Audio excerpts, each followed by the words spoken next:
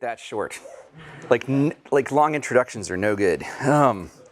Sam knows. All right, ready everybody? I'm not going to ask if the mic is working like in every talk so far. I'll just assume it's working. No, fuck. All right, well, make it work, somebody. It works. All right. This is like some kind of class tradition. All right. I wrote out my talk, and afterwards, in a couple days, I will turn it from a talk into an essay and put it online, so you don't have to take notes. Just listen. All right, so one of the advantages of having kids is that when you have to give advice to people, you can ask yourself, what would I tell my own kids? And actually, you find this really focuses you. So even though my kids are little, my 2-year-old today, when asked what he was going to be after 2, said a bat. The correct answer was 3, but a bat is so much more interesting. So even though my kids are little, I already know what I would tell them about startups if they were in college. And so that is what I'm going to tell you. So you're literally getting what I would give my own kids, since most of you are young enough to be my own kids. All right, so startups are very counterintuitive. And I'm not sure exactly why. It could be simply because knowledge about them has not permeated our culture yet. But whatever the reason, this is an area where you cannot trust your intuitions all the time. It's like skiing in that way. Any of you guys learn to ski as adults? You know, when you're skiing, when you first try skiing and you want to slow down, your first impulse is to lean back, just like in everything else. But lean back on skis and you fly down the hill out of control. So, as I learned, so part of learning to ski is learning to suppress that impulse.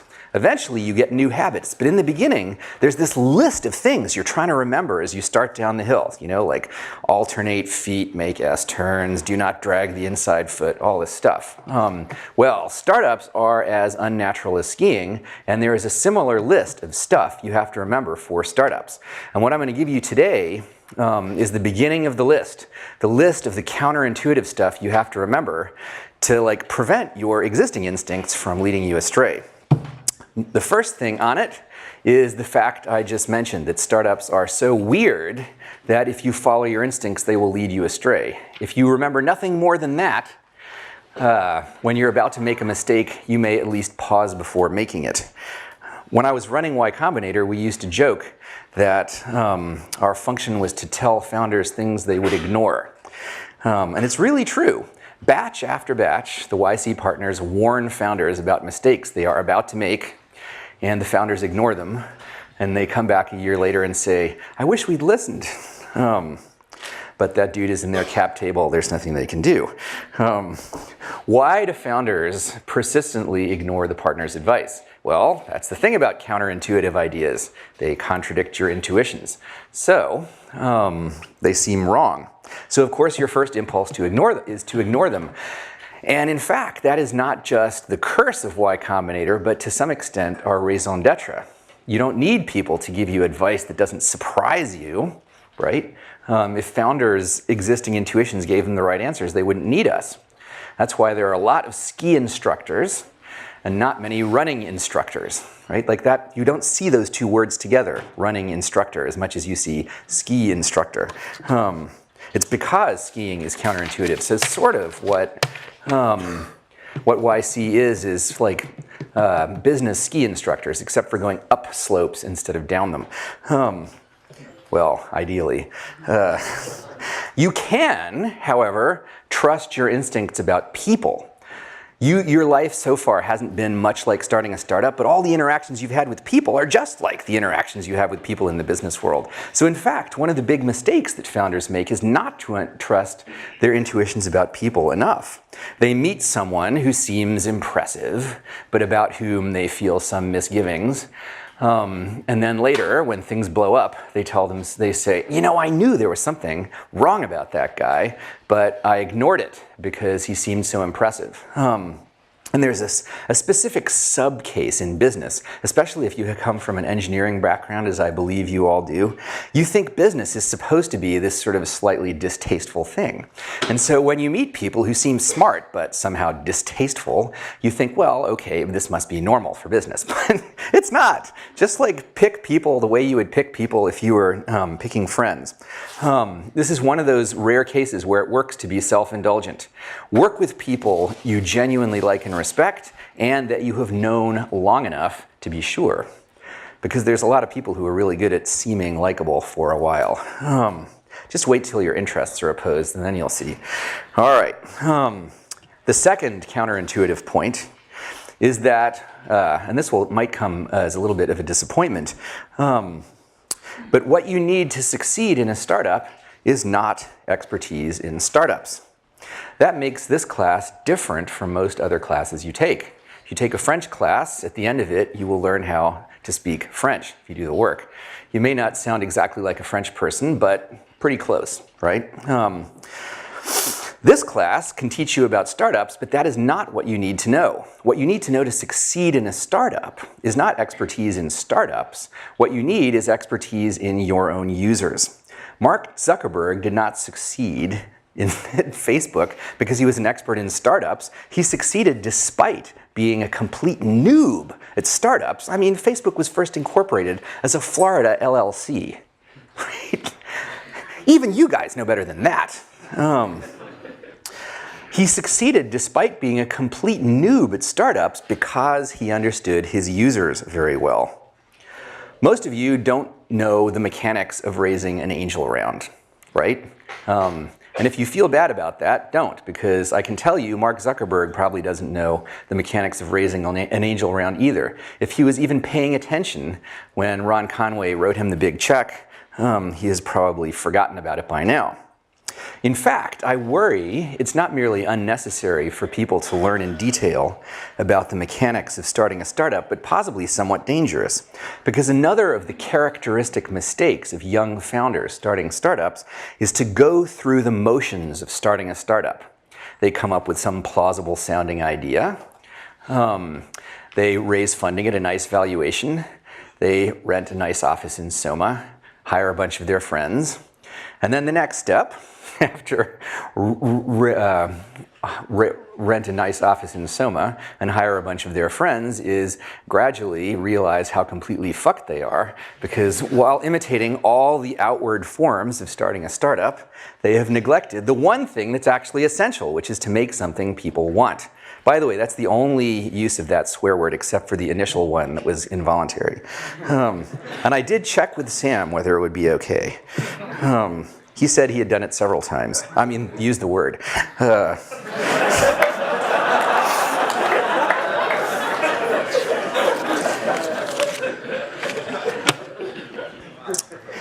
We saw this happen so often.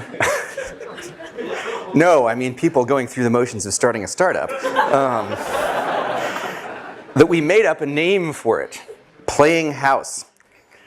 Eventually, I realized why it was happening. The reason young founders go through the motions of starting a startup is because that is what they have been trained to do for their whole lives up to this point. Think about what it takes to get into college. Extracurricular activities. Check. Right? Even in college classes, most of the work you do is as artificial as running laps. And I am not attacking the educational system for being this way. Inevitably, the work that you do to learn something is going to have some amount of fakeness to it, and if you measure people's performance, they will inevitably exploit the difference to the degree that what you're measuring is largely an artifact of the fakeness. And I confess that I did this myself in college. In fact, here's a useful tip on getting good grades. I found that in a lot of classes, there might only be 20 or 30 ideas that actually had the right shape to make good exam questions. And so the way I studied for exams in these classes was not to master the material in the class, but to try and figure out what the exam questions would be and work out the answers in advance. And like, for me, the test was not like what my answers would be on the exam. For me, the test was which of my exam questions would turn up on the exam, right? So I would get my grade instantly. I would walk into the exam and look at the questions and see how many I got right, essentially. It works in a lot of classes, especially CS classes. I remember automata theory. There's only a few things that make sense to ask about automata theory. So it's not surprising that after being effectively trained for their whole lives to play such games, young founders' first impulse on starting a startup is to figure out what the tricks are for this new game. What are the extracurricular activities of startups? What are the things I have to do? They always want to know. Since apparently the measure of success for a startup is fundraising, another noob mistake, they always want to know what are the tricks for convincing investors. And we have to tell them the best way to convince investors is to start a startup that's actually doing well, meaning growing fast, and then simply tell investors so. So then they ask, okay, what are the tricks for growing fast, right? And this is exacerbated by the existence of this term growth hacks. Right? Whenever you hear anybody talk about growth hacks, just mentally translate it in your mind into bullshit. Because what we tell them is the way to make your startup grow is to make something that users really love, right? And then tell them about it. So that's what you have to do. That's growth hacks right there. So many of the conversations the YC partners have with the founders begin with the founders saying a sentence that begins with "how do I?" and the partners answering with a sentence that begins with "just." Right? Why do they make things so complicated? The reason I realized after years of being puzzled by this is they're looking for the trick. They've been trained to look for the trick. So this is the third counterintuitive thing to remember about startups. Starting a startup is where gaming the system stops working. Gaming the system may continue to work if you go to work for a big company. Depending on how broken the company is, you may be able to succeed by sucking up to the right person, giving the impression of productivity by sending emails late at night, or if you're smart enough, changing the clock on your computer, because who's going to check the headers, right? But I like an audience that I can tell jokes like that to and they laugh. Over in the business school, headers. Okay. God, this thing is being recorded. I just realized that. All right, from now on, we are sticking strictly to the script. All right, but in startups, that does not work. There's no boss to trick. How can you trick people if there's no one to trick? There's only users. And all users care about is whether your software does what they want, right? They're like sharks. Sharks are like too stupid to fool. You can't like wave a red flag at a shark and fool it. It's like meat or no meat. So you have to have something people want, and you only prosper to the extent that you do. The dangerous thing is, particularly for you guys, the dangerous thing is that faking does work to some extent with investors. If you're really good at knowing what you're talking about, you can fool investors for 1, maybe 2 rounds of funding. But it's not in your interest to. I mean, you're all doing this for equity. You're playing a confidence trick on yourself. You're wasting your own time because the startup is doomed, and all you're doing is you're just going to waste your time writing it down. So stop looking for the trick. There are tricks in startups, as there are in any domain, but they are an order of magnitude less important than solving the real problem. Someone who knows 0 about fundraising but has made something users really love will have an easier time raising money than someone who knows every trick in the book but has a flat usage graph. Though, in a sense, it's bad news that gaming the system stops working now, in the sense that you're deprived of one of your most powerful weapons, and after all, something you have spent 20 years mastering. It is something I find it very exciting that there even exist parts of the world where gaming the system is not how you win. I would have been really excited in college if I had explicitly realized that there are parts of the world where gaming the system matters less than others, and some where it hardly matters at all. But there are, and this is one of the most important things to think about when you're planning your future. Got that? Okay. How do you win at each type of the work, and what do you want to win by doing? So, that brings us to our 4th counterintuitive point. Startups are all-consuming. If you start a startup, it will take over your life to a degree that you cannot imagine. And if it succeeds, it will take over your life for a long time. For several years at the very least, maybe a decade, maybe the rest of your working life. So there's a real opportunity cost here. It may seem to you that Larry Page has an enviable life, but there are parts of it that are definitely unenviable. The way the world looks to him is that he started running as fast as he could at age 25, and he has not stopped to catch his breath since. Every day, shit happens within the Google empire that only the emperor can deal with, and he, as the emperor, has to deal with it. If he goes on vacation for even a week, a whole backlog of shit accumulates, and he has to bear this uncomplainingly because, number one, as the company's daddy, he can never show fear or weakness, and number two, if you're a billionaire, you get zero, actually less than zero sympathy if you complain about having a difficult life. Which has this strange side effect that the difficulty of being a successful startup founder is concealed from almost everyone who's done it. People who win the 100 meters in the Olympics, like they walk up to them and they're going like, right? And like Larry Page is doing that too, but you never get to see it. All right, where are we? Y Combinator has now funded several companies that could be called big successes. And in every single case, the founders say the same thing. It never gets any easier. The nature of the problems change. So you may be worrying about more glamorous problems like construction delays in your new London offices rather than the broken air conditioner in your studio apartment. But the total volume of worry never decreases. If anything, it increases. Starting a successful startup is similar to having kids in that it's like a button you press that changes your life irrevocably. And while it is, like, honestly, the best thing in the world, having kids, if you take away one thing from this lecture, remember that.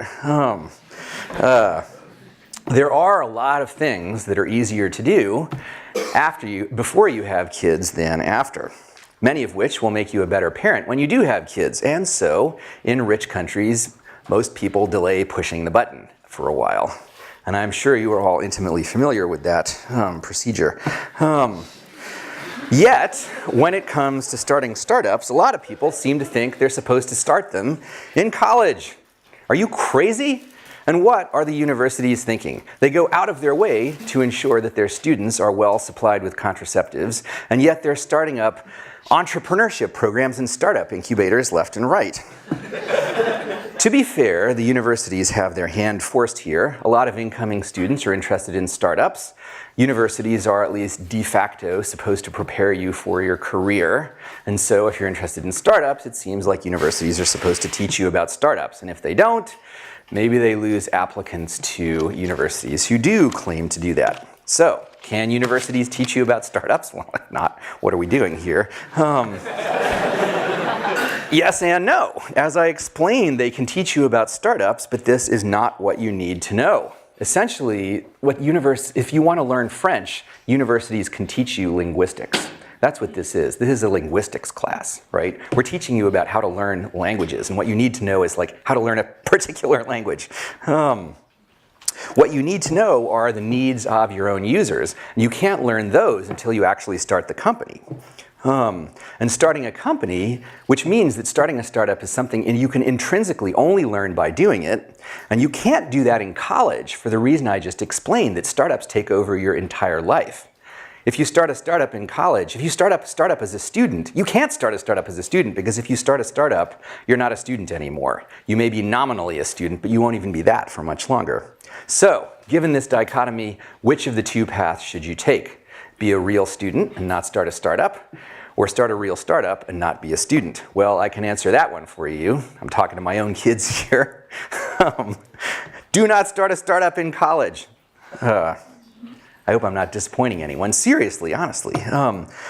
Starting a startup could be a component of a good life for a lot of ambitious people, but this is just part of a much bigger problem that you're trying to solve: how to have a good life. Right? And though starting a startup could be a good thing to do at some point, 20 is not the optimal time to do it. There are things there are things you can do in your early 20s that you cannot do as well before or after, like plunge deeply into projects on a whim that seem like they'll have no payoff, or travel super cheaply with no sense of a deadline. In fact, those are really just isomorphic shapes in different domains. For unambitious people, this sort of thing can be the dreaded failure to launch. But for the ambitious ones, it's a really valuable sort of exploration. And if you start a startup at 20 and you're sufficiently successful, you will never get to do it. Mark Zuckerberg will never get to bum around a foreign country. If he goes to a foreign country, it's either as a de facto state visit or like he's hiding out incognito at the Georges V in Paris, right? But he's never going to get to just like backpack around Thailand, if that's still what people do. Do people still backpack around Thailand? Okay. Well, it's there. That's the first real sign of enthusiasm I've seen from this audience. Should have given this talk in Thailand. All right. He can do things that you can't do, like charter jets to fly him to foreign countries, really big jets. But success has taken a lot of the serendipity out of his life. Facebook is running him as much as he's running Facebook. And while it can be really cool to be in the grip of some project you consider your life's work, there are advantages to serendipity. And among other things, it gives you more options to choose your life's work from. There's not even a trade-off here. You're not sacrificing anything if you forego starting a startup at 20, because you'll be more likely to succeed if you wait. In the unlikely case that you're 20, like astronomically unlikely case that you're 20 and you have some side project that takes off like Facebook did, then you face a choice of either running with it or not, and maybe it's reasonable to run with it.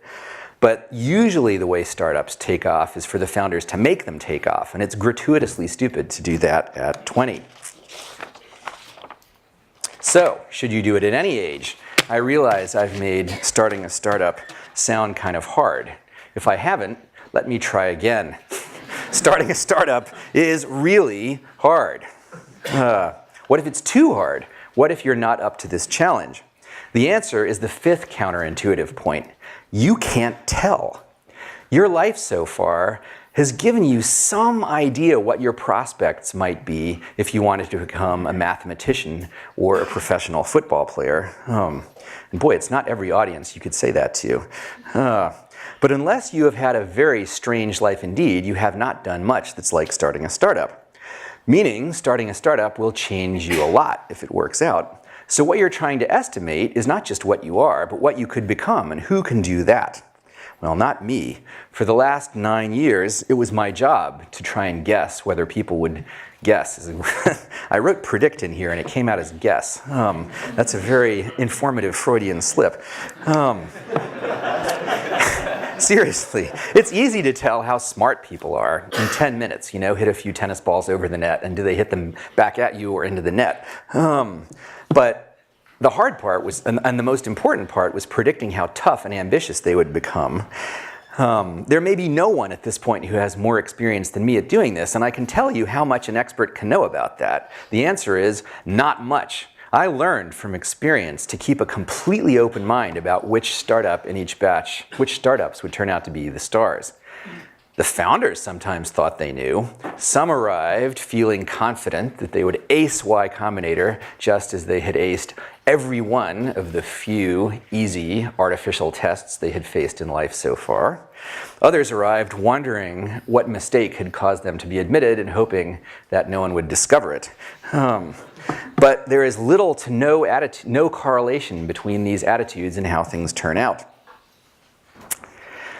I've read the same is true in the military, that the swaggering recruits are no more likely to turn out to be really tough than the quiet ones, and probably for the same reason, that the tests are so different from the tests in people's previous lives. If you're absolutely terrified of starting a startup, you probably shouldn't do it, unless you're one of those people who gets off on doing things you're afraid of. Otherwise, if you're merely unsure of whether you're going to be able to do it, the only way to find out is to try. Just not now. So, if you want to start a startup one day, what do you do now in college? There are only two things you need initially: an idea and co-founders. And the MO for getting them both is the same, which leads to our sixth and last counterintuitive point. The way to get startup ideas is not to try to think of startup ideas. I've written a whole essay on this, and I'm not going to repeat the whole thing here. But the short version is that if you make a conscious effort to try and think of startup ideas, you will think of ideas that are not only bad, but bad and plausible sounding, meaning you and everybody else will be fooled by them and you'll waste a lot of time before realizing they're no good. The way to come up with good startup ideas is to take a step back. Instead of trying to make a conscious effort to think of startup ideas, turn your brain into the type that has startup ideas unconsciously. In fact, so unconsciously that you don't even realize at first that they're startup ideas. This is not only possible.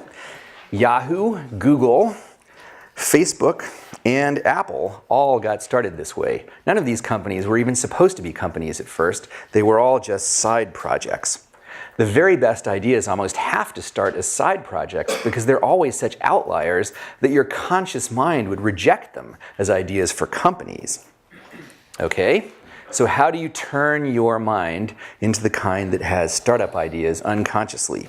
1, learn a lot about things that matter. 2, work on problems that interest you. 3, with people you like and respect. That third part, incidentally, is how you get co-founders at the same time as the idea. The first time I wrote that paragraph, instead of learn a lot about things that matter, I wrote, become good at some technology. But that prescription, though sufficient, is too narrow. What was special about Brian Chesky and Joe Gebbia from Airbnb was not that they were experts in technology. They went to art school. They were experts in design, and perhaps even more importantly, they were really good at organizing people and getting projects done. So you don't have to work on technology per se, so long as you work on things that stretch you. What kind of things are those? Now that is very hard to answer in the general case. History is full of examples of young people who were working on problems that no one else at the time thought were important, and in particular, that their parents didn't think they were important. On the other hand, history is even fuller of examples of parents who thought their kids were wasting their time and who were right. So, how do you know if you're working on real stuff? I mean, when Twitch TV switched from being Justin.tv to Twitch TV and they were going to broadcast people playing video games, I was like, what? But it turned out to be a good business. Well, I know how I know real problems are interesting, and I'm self-indulgent. I'm always interested in working on interesting things, even if no one else cares about them, and I find it very hard to make myself work on boring things, even if they're supposed to be important. My life is full of case after case where I worked on things just because I was interested, and they turned out to be useful later in some worldly way. Y Combinator itself is something I only did because it seemed interesting. So I seem to have some sort of internal compass that helps me out. But this is for you, not me, and I don't know what you have in your heads.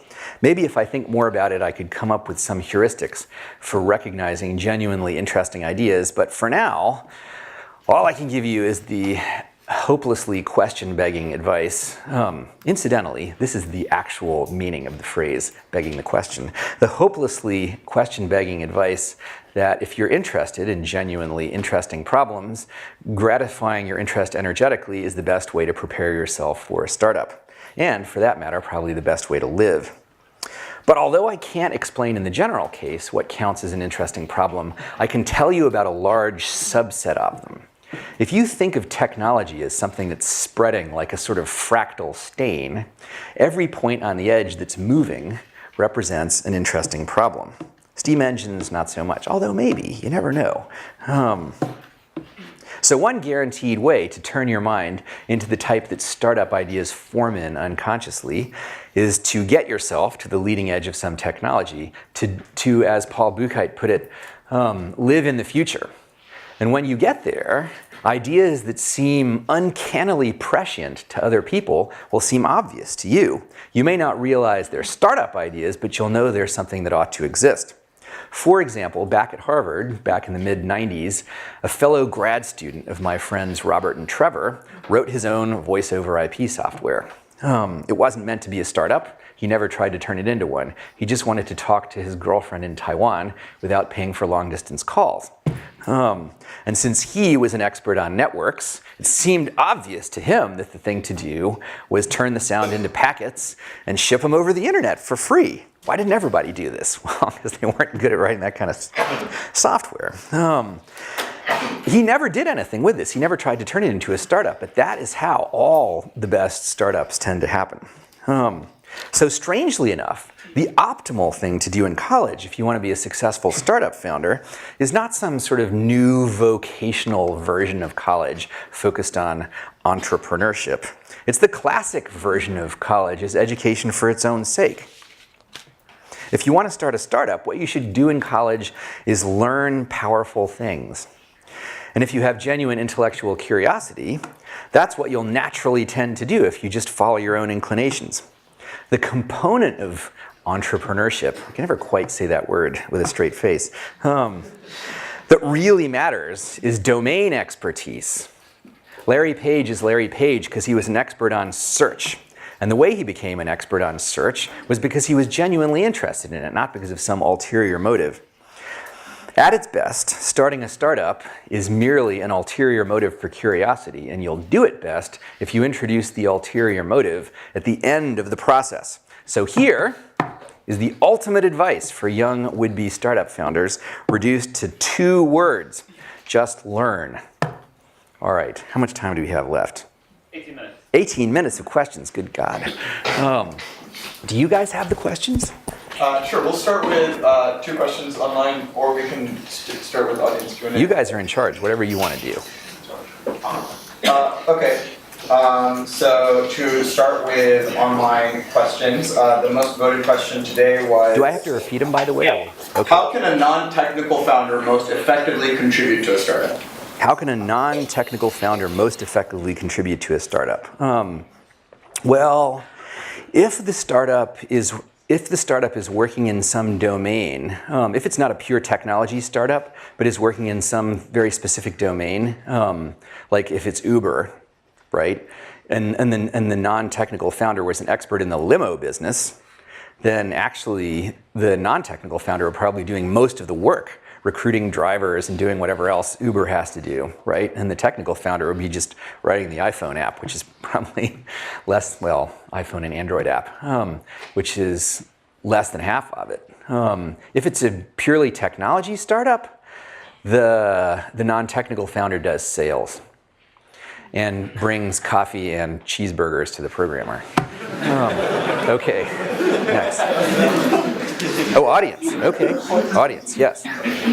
Do you see any value in business school for people who want to pursue entrepreneurship? Do I see any value in? Or if so, what value, I guess? I'm hoping it's Well, we probably won't have to get to the second question, which I suppose is the answer to your first question. Okay, so the question is there any value in business school if you're interested in entrepreneurship, and if so, what? So basically no. I mean, it sounds undiplomatic, but the point, what business school was designed for is to teach people management, right? And management is a problem that you only have in a startup if you're sufficiently successful. So really, what you need to know early on to make a startup successful is developing products. You'd be better off going to design school if you want to go to some sort of school. Although, frankly, the way to learn how to do it is just to do it. You know, one of the things I got wrong early on is that I advised people who were interested in starting a startup to go work for some other company for a few years before starting their own. But honestly, the best way to learn how to start a startup is just to try and start it. You may not be successful, but you'll learn faster if you just do it. So, not really. Business schools are trying really hard to do this, but honestly, like, they were designed to train the officer corps of large companies, right? Which is what business seemed to be back when it was a choice of either the officer corps of large companies or Joe's shoe store. And then there was this new thing, Apple, which started out as small as Joe's shoe store and then like turns into this giant mega company. but they weren't designed for that world. And like, they're good at what they're good at. They should just do that and screw this whole entrepreneurship thing just because it's cool. Yes. You said management is a problem that you have only when you're successful. Yeah. So what about those first 2 or 3 people as a founder that you're trying to manage? Okay, so management is a problem only if you're successful. What about those first 2 or 3 people? Well, ideally, you're successful before you even hire 2 or 3 people, right? Didn't you say, Sam, that Airbnb took 5 months to hire their first employee? So ideally, you don't have even 2 or 3 people for quite a while. When you do, you can sort of, the first hires in a startup are almost like founders. They should be motivated by the same things. They can't be people you have to like manage, right? This is like that. This is not like The Office or something like that. These have to be your peers, really. You shouldn't have to manage them much. So is it just a big no-no, like if someone has to be managed, no way that they can be on the founding team? Well, never say never. I should repeat all these questions. So if someone has to manage, no way they should be on the founding team. In the case where you're doing something where you need some sort of super advanced technical thing, and there's some boffin, if you know that word, who knows this thing and nothing else in the world, including like how to wipe his mouth, then it may be to your advantage to hire said boffin and wipe his mouth for him. But as a general rule, you want people who are sort of self-motivated early on. They should be just like founders. Yes, questions? In the far back. Do you think we're currently in a bubble? Do I think we're currently in a bubble? Okay, so I'll give you 2 answers to this question. One, ask me questions that are useful to this audience, because these people are here to learn how to start startups, and I have in my head like more data about that than anybody else. And you're asking me the kind of questions a reporter does, because they can't think of anything interesting to ask. But I will answer your question.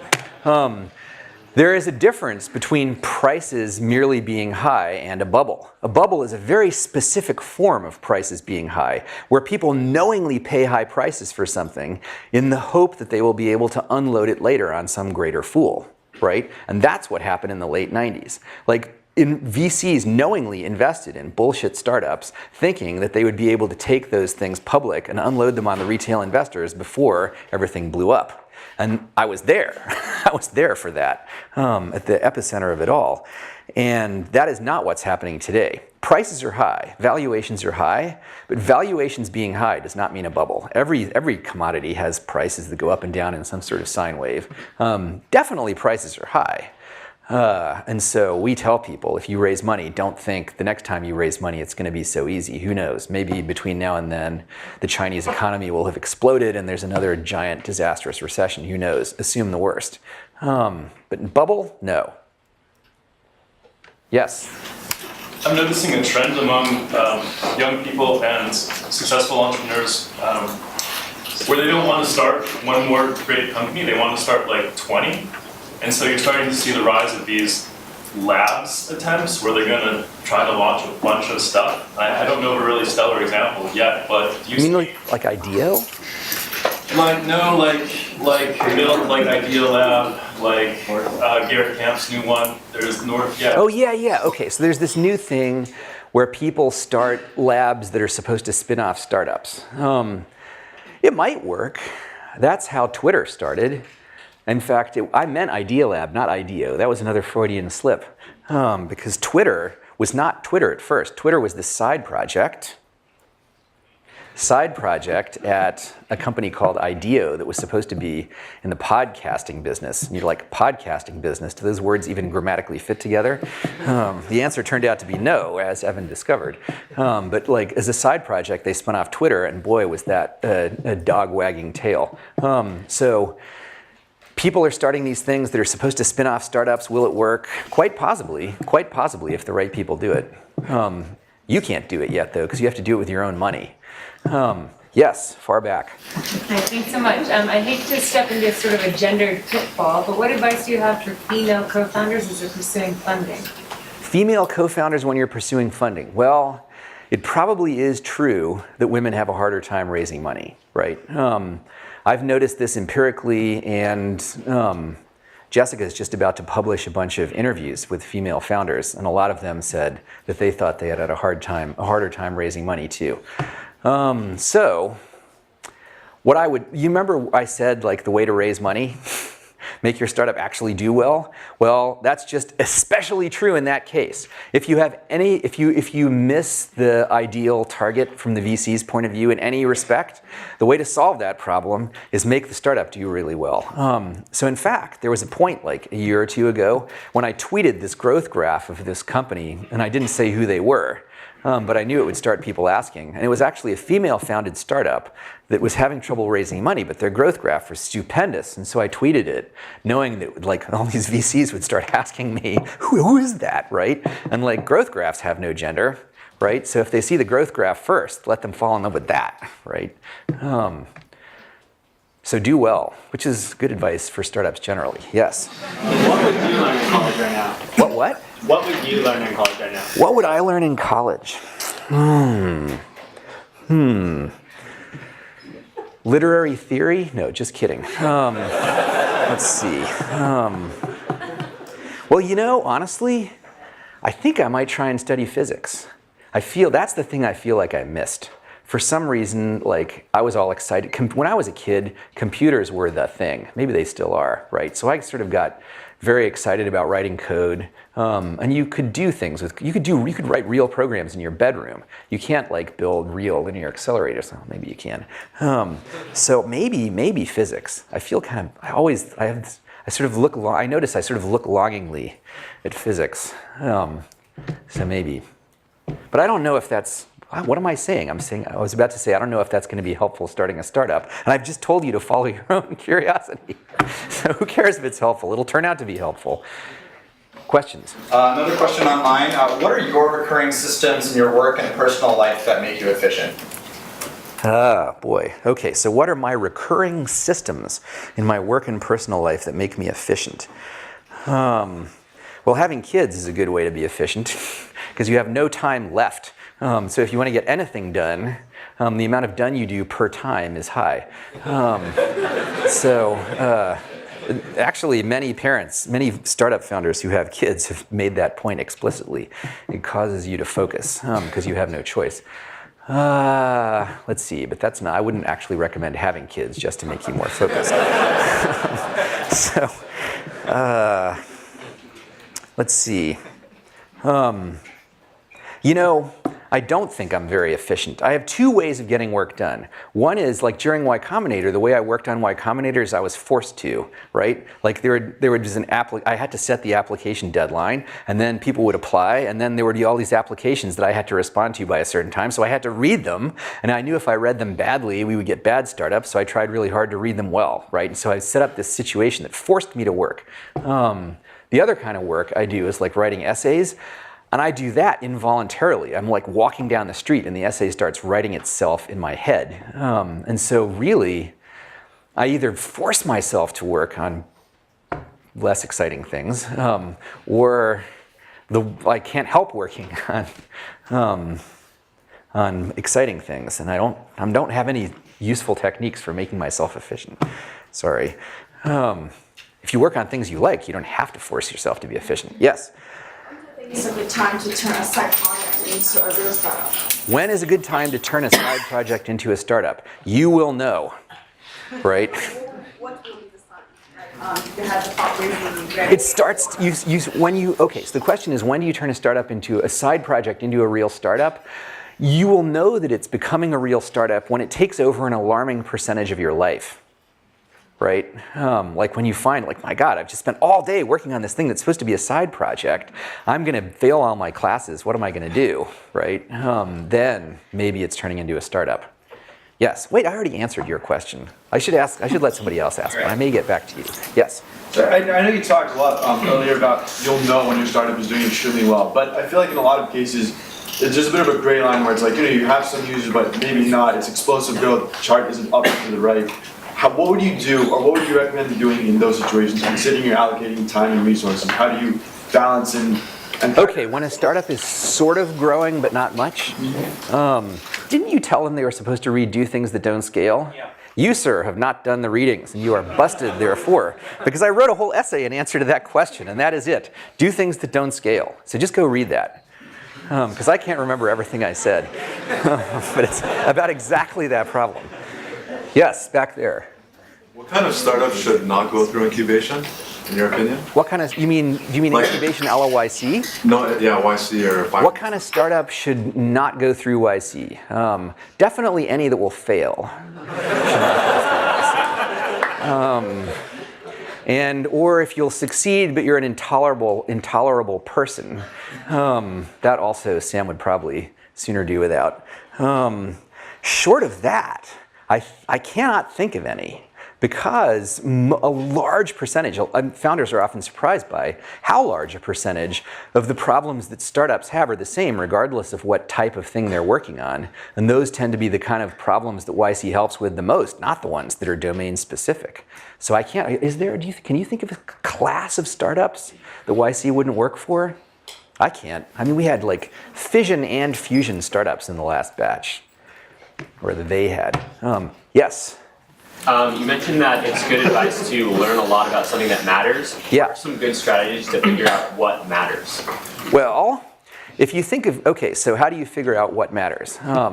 If you think of technology as something that's spreading as a sort of fractal stain, anything on the edge represents an interesting idea. Sounds familiar. So how do you figure out, like I said, that was the problem. You have correctly identified the thing where I didn't really answer the question, where I gave this question begging answer. I said that I'm interested in interesting things. If you're interested in interesting things, work on them and things will all work out, right? But how do you tell what is a real problem? I don't know. That's like important enough to write a whole essay about, and I don't know the answer. I probably should write something about that, but I don't know. I don't know.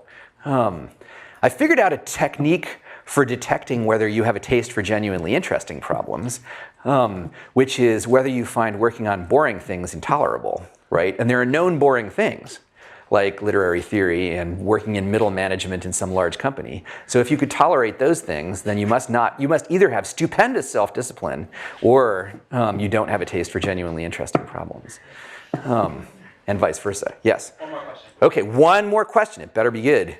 I was just wondering how Snapchat makes money or plans to do so in the future. Snapchat? What do I know about Snapchat? We didn't fund them. How about another question? All right, go ahead. So you're talking about hiring people that you like, but it seems like that could lead to a monoculture. And there are a lot of benefits maybe of a monoculture, but how do you deal with the blind spots that arise? Okay, so if you hire people you like, you might get a monoculture. And how do you deal with the blind spots that arise?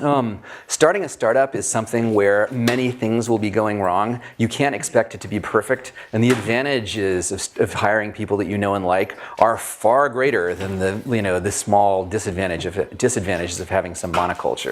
You look at it empirically, all the most successful startups, someone just hires all their pals out of college. All right, you guys, thank you.